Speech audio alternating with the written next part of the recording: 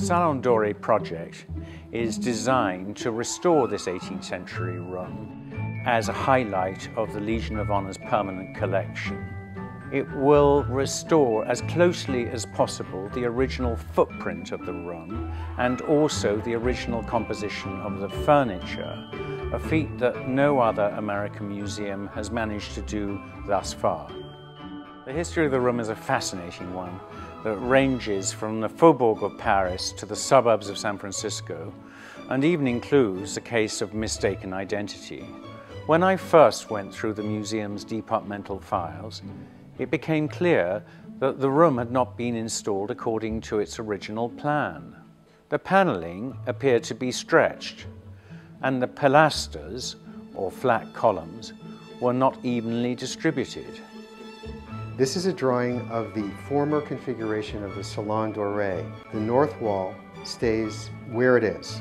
The south wall, in order to make the room a square from a rectangle, will move 4 foot 9 inches towards the north wall. New French windows give the room the sense of being on the exterior of an 18th century hotel in Paris, rather than being an internalized room with no exterior outlook. Moved several times in its existence, the earliest provenance for this room linked it to the Hôtel du Mierre on the left bank of Paris. But where did the salon really come from?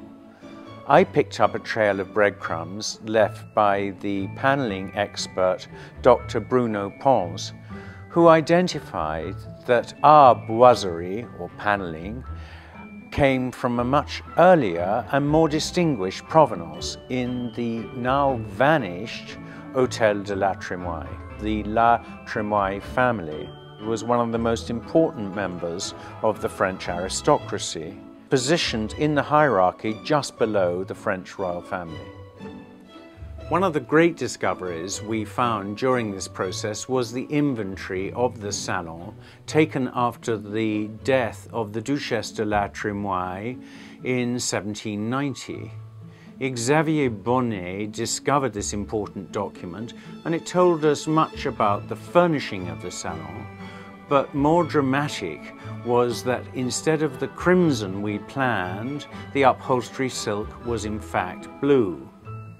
From what we learned studying the inventories of the period, the Duke House's inventories from Paris in the 1780s, there are about 5 or 6 different kinds of fabric that can be used for such chair for the salon.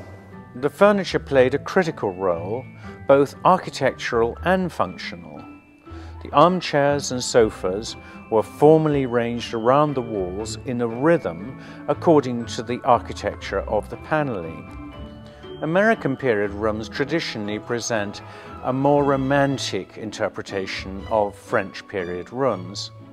They're scattered with luxurious furniture such as commodes or small tables or desks that were in fact intended for the private rooms of the Parisian aristocratic mansion. But these salons were much more formal rooms, and our presentation will reflect this important distinction for the first time in an American museum.